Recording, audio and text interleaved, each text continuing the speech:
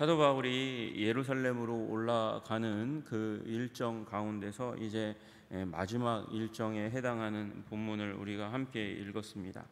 우리는 사도 바울이 이 오순절 날까지 이르려고 여정을 떠나고 있다는 사실을 보았고, 그 이전에 예루살렘으로 올라갈 계획을 세웠다가 배에서 피습당하고 살해당하고 그리고 죽임당할 수 있다라는 얘기를 이미 듣고 그 계획을 변경했다는 사실도 알고 있습니다.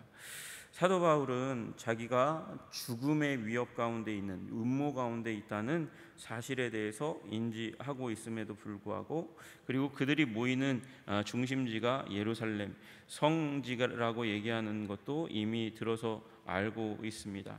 그런데 그가 이제 예루살렘으로 가고자 하는 그 계획을 꺾지 않고 성령님이 주시는 마음의 확신을 따라서 예루살렘으로 전진해 가고 있습니다.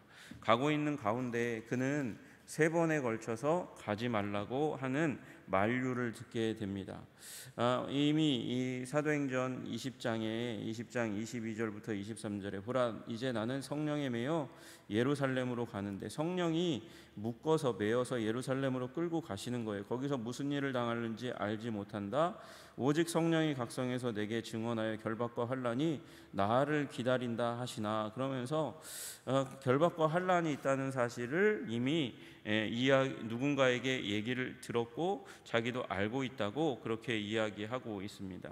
그리고 21장 4절에 제자들을 찾아 거기서 이레를 머물더니, 여기 두로입니다. 두로에서 제자들이 또한 그 성령의 감동으로 바울더러 예루살렘에 들어가지 말라 그렇게 말씀하시는 것을 우리는 이미 보았고요. 이제 11절에 이르러서 아가보라 하는 한 선지자가 유대로부터 내려와서 그래서 이제 예언하는 장면이 오늘 장면입니다. 오늘 장면에 보시면 이제 아가보라는 한 선지자가 이제 바울의 띠를 가져다가 우리에게로 와서, 그러니까 바울과 그 전도단에게 와서 누군가가 와서 바울의 띠를 가져다가 이 아가보에게 맡긴 것 같아요. 그래서 그가 그 띠를 붙잡고 기도합니다. 그러더니 그 띠로 자기의 수족을 잡아매고, 그러니까 짧은 띠가 아니죠. 굉장히 긴 띠니까 수족, 손과 발을 다 묶을 수 있었을 겁니다. 그래서 그렇게 잡아매고 성령이 말씀하시되 예루살렘에서 유대인들이 이같이 이 띠 임자 바울인 줄 알지 못한 채 이 예언을 하게 된 것 같아요. 그래서 임자를 결박하여 이방인의 손에 넘겨주리라 그렇게 이야기했다는 것입니다. 여러분, 여기 나와 있는 아가보라 하는 선지자는 저명한 예언자입니다. 우리 다 이미 보았지만 사도행전 11장에 보시면 27절 28절에 그때의 선지자들이 예루살렘에서 안디옥에 이르니 그 중에 아가보라 하는 한 사람이 일어나 선지자들의 무리가 이동하면서 사역했다는 것의 암시가 사도행전 11장에 나와 있죠. 선지자들이 예루살렘에 있다가 예루살렘에서 안디옥에 이릅니다. 근거지가 예루살렘이었는지 아니면 이동하며 사역을 하다가 예루살렘에서 안디옥에 이르렀는지 그건 불분명하지만, 그러나 이 아가보라는 선지자도 이 선지자의 무리들 가운데 함께 이동했고, 그 중에 아가보라 하는 한 사람이 일어나서 성령으로 말하되 천하가 크게 흉년 들리라 하니 글라우디오 때에 그렇게 되니라. 실제로 그렇게 되었다고 얘기한 아주 유명한 이 천하가 흉년드는 일, 그것에 대해서 예언한 그리고 이루어진 굉장히 유명한 선지자입니다. 여러분, 이와 같은 선지자를 아시지요? 흉년이 들 것이라고 이야기했습니다. 그리고 그에 앞서서 7년 동안 큰 풍년도 들 것이라고 예언을 했던 사람이 있습니다. 그리고 그 사람은 그 시대의 구휼의 책임을 감당하고 생명 살리는 일을 했던 예언자였습니다. 누구냐면 요셉이라는 사람이 그랬죠. 흉년을 마치는 것은 굉장히 큰 예언의 능력입니다. 하나님이 비밀을 알려주신 것이죠. 그 아가보라 하는 저명한 선지자가 지금 누구의 집에 온 것이냐면 지금 빌립의 집에 왔어요. 빌립의 집에 누가 있냐? 처녀로 예언하는 딸 넷이 있고 전도자 빌립이 연립이 있습니다.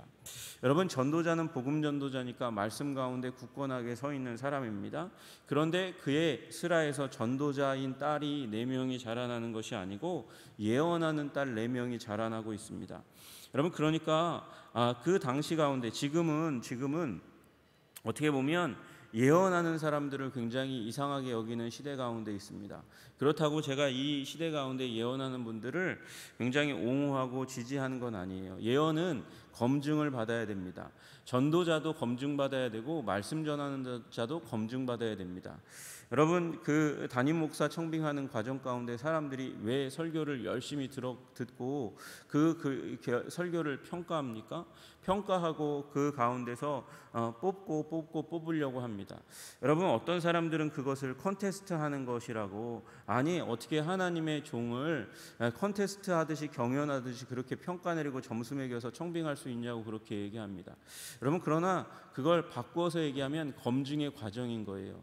그가 정말 하나님의 말씀 전하는 자로서의 자격과 자질을 가지고 충분히 훈련받았는지, 우리 성령의 인도함을 받는 우리 청빙위원들, 교회 가운데 지도자로 그렇게 선택된 자들도 들을 귀가 있죠. 여러분, 지혜가 있어요. 우리 나이 많은 권사님들, 우리 그 당시 가운데서는 정규 훈련을, 이제 학력 훈련을 받지 않아서 중학교 나온 분도 있고 초등학교 나온 분도 있고 중고등학교만 나온 분들도 있어도 평생 동안 하나님의 말씀을 들어가면서 귀에 듣고 들은 하나님의 말씀을 구분하고 분별할 수 있는 그런 능력이, 지혜가 있는 것이죠. 그래서 우리는 그분들의 그 지혜와 능력을 결코 폄하할 수 없습니다. 거기에는 들을 귀가 있는 거예요. 검증하는 거예요.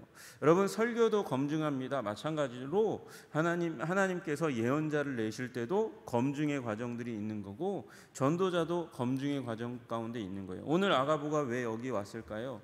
아마도 이 처녀로 예언하는 자와 아가보는 굉장히 긴밀한 관계 가운데 있었을 거예요.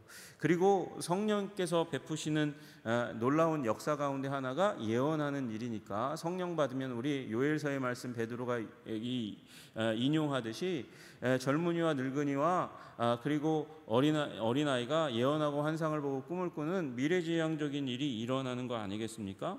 성령께서는 그런 능력을 하나님의 백성들 가운데, 특별히 위기와 환난의 시기, 여러분, 미래가 언제 예언되어야 되겠습니까? 앞에 큰 일이 일어날 때, 무서운 일이 일어날 때 미리 대비하라고 하는 게 예언이니까, 그 예언의 일들이 이제 그 스데반의 일로 말미암아서 빌립이 이제 도망갔다가 전도하고 나서 지금 20년의 시간 정도가 흐르는 거니까, 빌립이 이곳 가이사랴에 들어가서 가정을 꾸린 가운데서 자녀들이 자라는 거니까, 지금 이 4명의 자녀는 다 20세 이하일 거예요. 20세 이하인 자녀들 가운데, 그 중에서는 아무리 짧게 잡아서 이 4명이 다 연년생으로 태어난다 할지라도 막내는 한 16살 정도, 아무리 나이가 많아도 그렇게 될 거거든요. 그러니까 이들은 아직 학생인 것이죠. 그런데 이 학생이었던 이들이 기도하고 그랬더니 바울이 위기를 만날 것에 대해서 하나님께서 알려주셨으니까, 그러니까 자신을 티칭하던, 가르치던, 훈련시키던 아가보라는 선지자를 청하여 와서, 그래서 바울에 대해서 예언하는 과정일지 모르겠습니다. 아니면 아가보가 원래 정기적으로 이 자녀들을 예언자로서, 하나님의 교회의 예언자로서 트레이닝하기 위해서, 여러분, 트레이닝은 무엇입니까? 검증의 과정이에요. 트레이닝하기 위해서 들려서 정기적으로 그렇게 하는 과정 가운데, 그래서 이 예언이 베풀어졌을 수도 있습니다. 중요한 것은 무엇입니까? 아가보는 저명한 선지자고, 그 딸은 아직 젊은, 훈련받고 있는 선지자라는 거예요. 그리고 하나님의 사역자는 반드시 검증되고 훈련되어야 되는 과정들이 있다는 사실을 이 가운데서 발견할 수 있다는 것입니다. 여러분, 그래서 그 검증과 훈련이 어디 가운데서 일어나야 됩니까? 먼저는 교회에서 일어나야 하는 거예요. 먼저 교회에서 일어나야 하고, 또 교회에서 요새 이 바쁜 산업화 시대 가운데서 또 훈련을 의탁하는 우리 신학교가 있어서 그곳에 가서 일정 기간 동안 훈련을 또 받는 신학생들의 훈련의 기간이 있지만, 또다시 이 교회에 파송되어서 교회에서 훈련을 다시 받아야 되죠. 교회에서 전도사로 그리고 목회자로 훈련받다가 훈련이 검증되면, 물론 그 가운데 인간적인 요소가 굉장히 많이 끼어 있어서 우리 지금 걱정하고 안타까워하는 과정 가운데 있지만, 그러나 또 검증의 과정 가운데를 지나다가 그리고 평생 동안 사역의 자리 가운데 담임 목사로 청빙되어서 사역하는 일들이 일어납니다. 그러니까 충분한 검증의 과정들이 있어야 하는 것이고, 아마 그 과정들 가운데 아가보가 저명한 예언자 아가보가 들려서 이제 바울에 대해서 예언을 했어요. 예언을 했더니 나온 하나님의 응답이 뭐냐면, 성령이 말씀하시되 예루살렘에서 유대인들이 이같이 이띠 임자를 결박하여 이방인의 손에 넘겨주리라, 그렇게 이야기했다는 것이죠. 여러분, 이것은 성령님의 말씀입니다. 11절의 말씀은 아가보를 통해서 말씀하신 그 말씀은 분명히 성령이 말씀하시되 성령님이 답을 주셨어요. 성령님은 틀림이 없습니다. 그러나 그 성령님의 말씀 가운데 우리는 다른 인간적인 결정을 내릴 수 있다는 사실을 12절에 다시 한번 볼 수 있죠. 우리가 그 말을 듣고 그곳 사람들과 더불어 바울의 일행들도 그곳에 있는 가이사랴의 성도들과 함께 더불어서 아가보는 그 얘기를 했다고 얘기하는 그 자취가 없지만, 아마 가이사랴의 성도들이 그렇게 했을 것 같아요. 그곳 사람들과 더불어 바울에게 예루살렘으로 올라가지 말라 권하니 가지 마십시오, 그렇게 권하는 거예요. 여러분, 이 부분이 예수님의 십자가를 향해서 걸어가시는 모습과 의도적으로 누가는 비슷하게 그려내고 있는 것 같아요. 여러분, 예수님 앞에 살해하려고 하는 사두개인의 음모가 발견됩니다. 예수님은 그것을 모르신 것이 아니에요. 알고 계셨어요. 그리고 예수님께서 스스로 3번에 걸쳐서 십자가가 예견되어 있다, 나는 죽으러 간다 라는 말씀을 말씀하셨고, 그리고 제자들이 특히 베드로가 만류하는 장면이 복음서에 나타납니다. 최소 3번의 만류가 있었고 예수님은 그럼에도 불구하고 올라갑니다. 왜 그렇습니까? 올라가지 않으면 십자가의 죽음이 없고, 십자가의 죽음이 없으면 부활이 없기 때문입니다. 그래서 예수님은 하나님의 목적을 바라보시면서 죽음의 길, 십자가의 길을 지나서 부활의 놀라운 영광을 바라보시면서 예수님은 나아가신 것이죠. 여러분, 그 가운데 우리 예수님은 다 아시다시피 그 십자가의 골고다의 언덕에 오르시기까지 예수님께서는 올라가시면서 3번에 걸친 이 죽은 자를 살리시는 일을 하시는 것이죠. 나인성 과부의 아들을 살리시고, 그리고 회당장 야이로의 딸을 살리시고, 그리고 그 십자가로 걸어가시는 그 마지막 여정 가운데 무덤 가운데 있는 나사로를 살리시는 일을 하시는 거예요.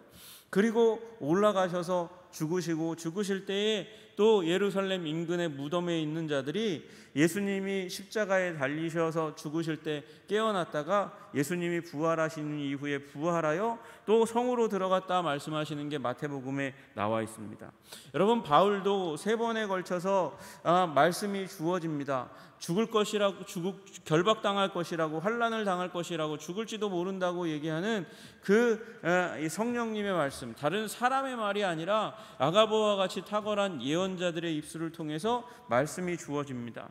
그러나 사도 바울은 이야기합니다. 13절에 바울이 대답하되 여러분이 어찌하여 울어 내 마음을 상하게 하느냐, 나는 주 예수의 이름을 위하여 결박당할 뿐 아니라 예루살렘에서 죽을 것도 각오하였노라.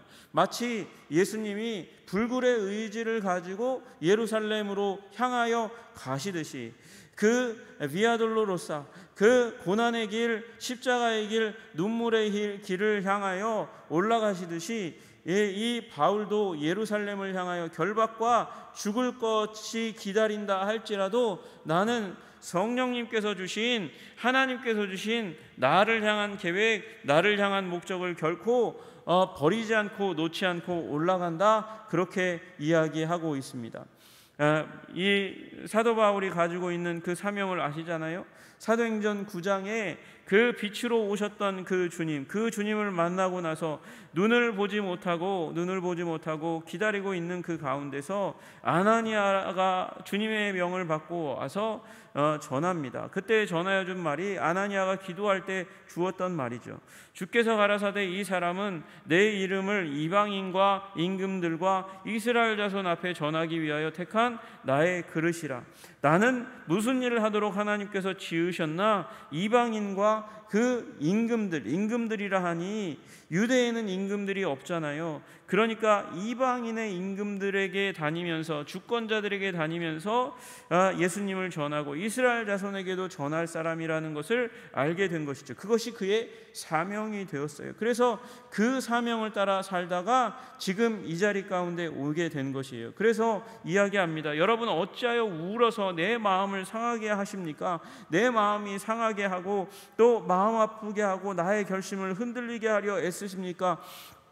나는 주 예수의 이름을 위하여 결박당할 뿐만 아니라 죽을 것도 각오했습니다. 나는 예수님이 올라가신 그 길, 십자가의 길을 향하여 걸어갑니다. 사도 바울은 순교를 각오하고 있다고 이야기하고 있습니다. 여러분 11절이 성령의 말씀이나 12절은 인간적인 반응일 수 있습니다. 그리고 사도 바울은 사명에 대해서 다시 얘기하니 14절에 그들이 우리가 주의 뜻대로 이루어지이다 하고 그 권면, 가지 말라고 하는 권면을 그쳤노라.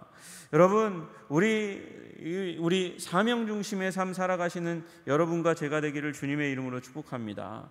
여러분이 누가복음 이 사도행전은 결코 바울이 억지를 부렸다, 고집을 부렸다, 그런 모습으로 비춰지는 게 아니라 지금 의도적으로 누가는 예수님의 모습을 오버랩 시키면서 예수님과 같이 사명의 자리 가운데 목숨을 바치면서 걸어 올라가고 있다고, 무지한 것이 아니라 사명에 사로잡혔다고 말씀하시는 거예요. 여러분 우리 바울처럼 예수님처럼 사명 중심의 삶을 살아가시는 여러분들 다 되시기를 주님의 이름으로 축복합니다. 여러분 주님께서 우리에게 무엇을 말씀하십니까? 온 천하에 다니며 만민에게 복음을 전파하라 말씀하셨어요. 너희는 가서 모든 족속으로 제자를 삼으라 말씀하셨어요.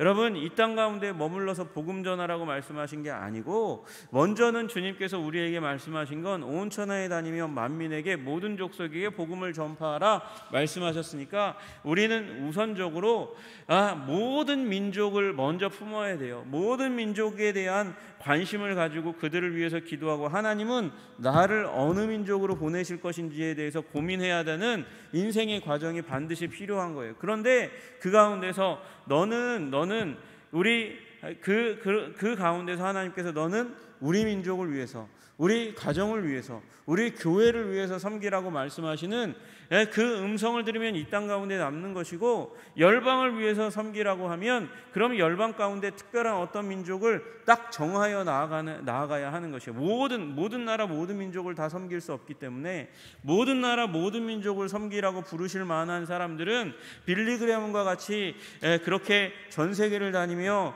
그렇게 복음 전도자로 살아가는 일부의 사람들이지, 누구나 어떤 특정한 민족을 위해서 헌신할 수밖에 없는 것이죠.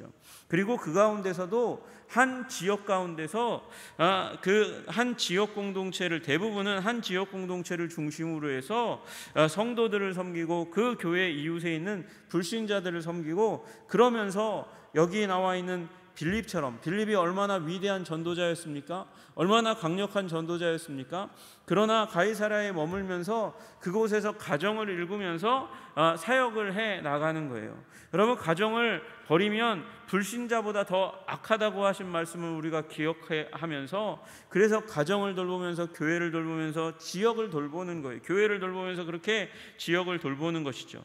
여러분 그것이 우리의 사명입니다. 그러나 바울처럼 그렇게 이방인들과 그리고 임금들과 이스라엘 자손에게 전하라는 특별한 사명을 가졌으니까 그가 주유하며 돌아다니면서 복음을 전하는 것이에요.